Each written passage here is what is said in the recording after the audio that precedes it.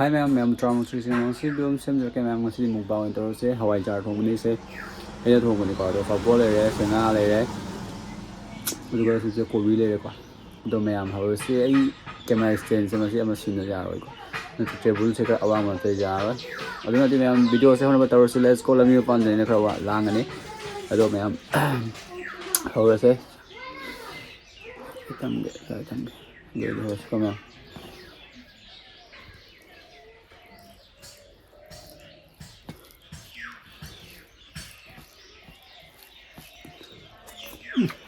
Rất ngon. Rồi chứ con.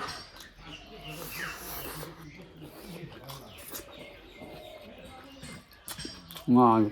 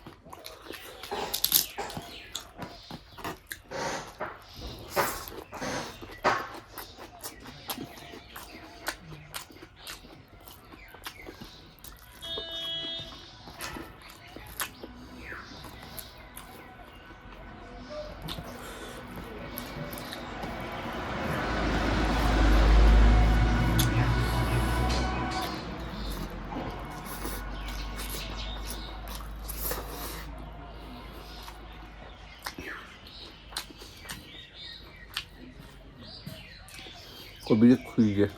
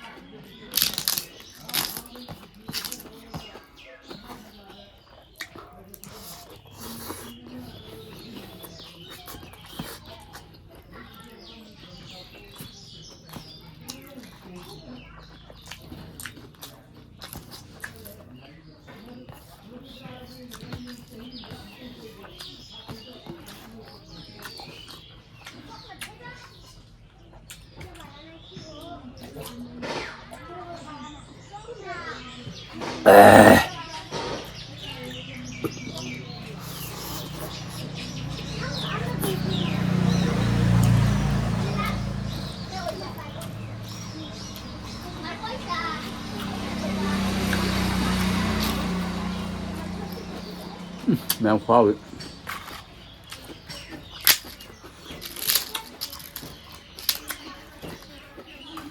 Chấm được thèm ngon.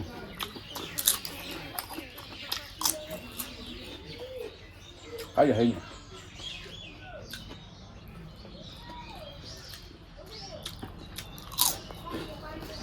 Tan đầy hình rồi. Hết.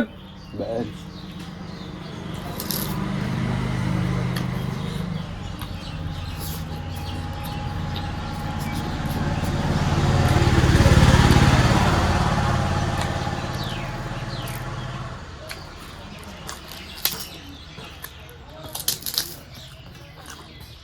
Chấm được thèm ngon này. Ngay kệ.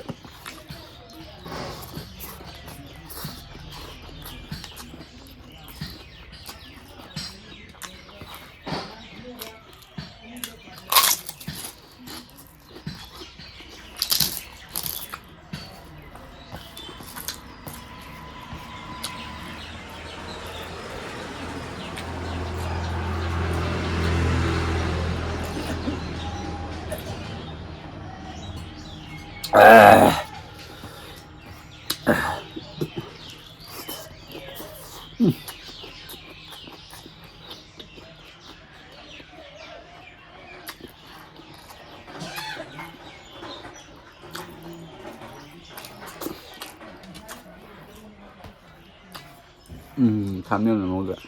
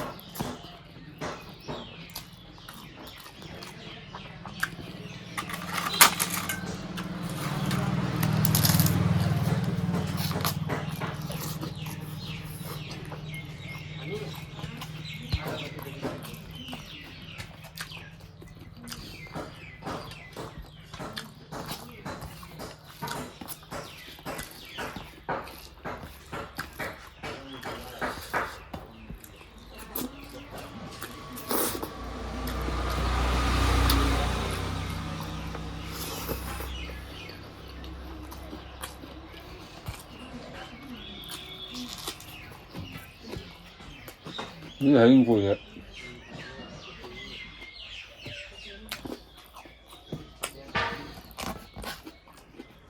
อีกกูได้กันไปอีกเลย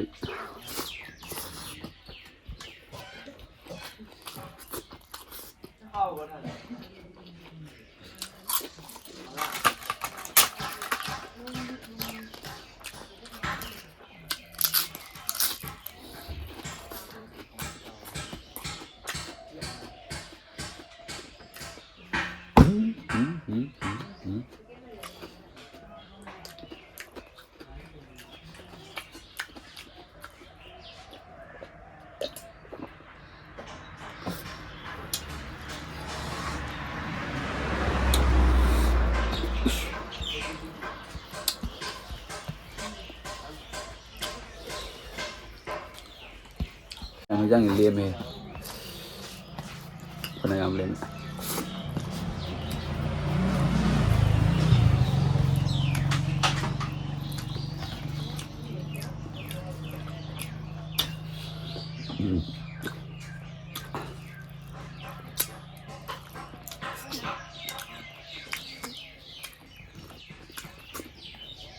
คุยกันตลอด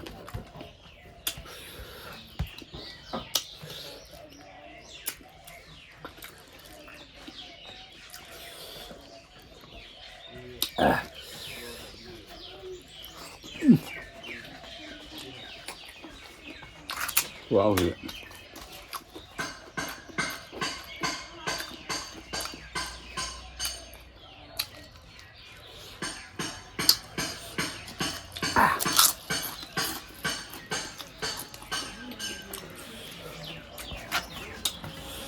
มายังคำเป็นสมิกะ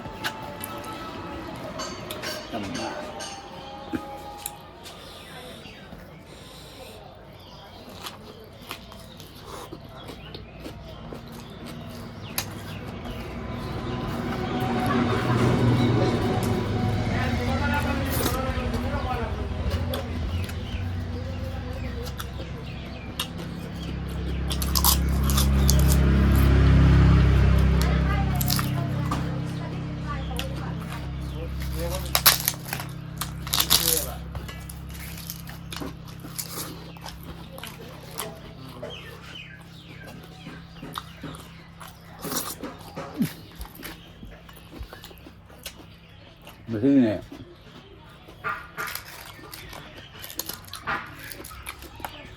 ทันทีไปเดียวไปนี่เลย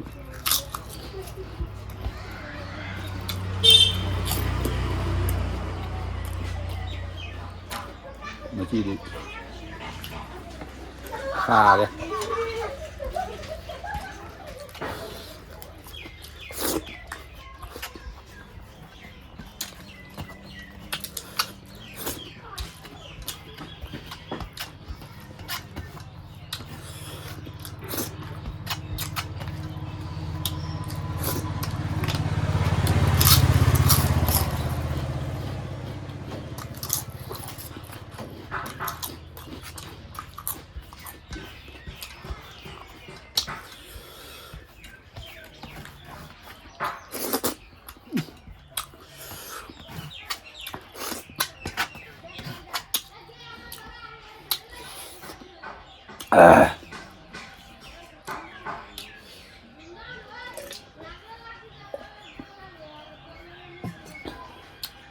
ꯃꯌꯥꯝ ꯃꯁꯦꯟ ꯊꯥꯒꯦ ꯀꯃꯥꯏꯅ E ꯌꯥꯝ ꯀꯥꯏꯗ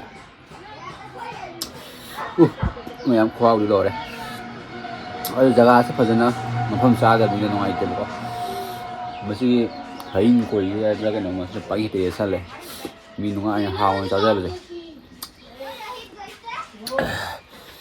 ꯍꯥꯎꯋꯦ ꯆꯥꯛ ꯈꯔ ꯑꯣꯛꯇꯔꯦꯀꯣ ꯑꯗꯨ ꯑꯣꯏꯔꯁꯨ ꯂꯣꯏꯁꯜꯂꯁꯤ ꯃꯊꯪꯒꯤ ꯚꯤꯗꯤꯑꯣꯗ ꯑꯃꯨꯛ ꯐꯪꯅꯔꯁꯤ ꯉꯁꯤ ꯁ꯭ꯋꯥꯏ ꯀꯥꯏꯅꯔꯁꯤ ꯃꯌꯥꯝ ꯍꯦꯟꯖꯥꯡꯁꯦ ꯈꯥꯃꯦꯟꯁꯤꯟꯒ ꯈꯥꯃꯦꯟꯒ ꯊꯣꯡꯕꯅꯤꯅ ꯈꯔ ꯅꯥꯟꯁꯜꯂꯦꯀꯣ ꯁꯥꯏꯕꯒ ꯅꯪꯗꯦꯕ ꯑꯗꯣ ꯆꯤꯟꯒꯁꯦ ꯈꯔ ꯇꯣꯠꯂꯦ ꯄꯨꯛꯀꯁꯦ ꯂꯣꯏꯔꯦ ꯍꯥꯎꯗꯤ ꯍꯥꯎꯋꯦ ꯐꯖꯅ ꯍꯥꯎꯋꯦ ꯑꯗꯣ ꯕꯥꯏ ꯕꯥꯏ ꯃꯌꯥꯝ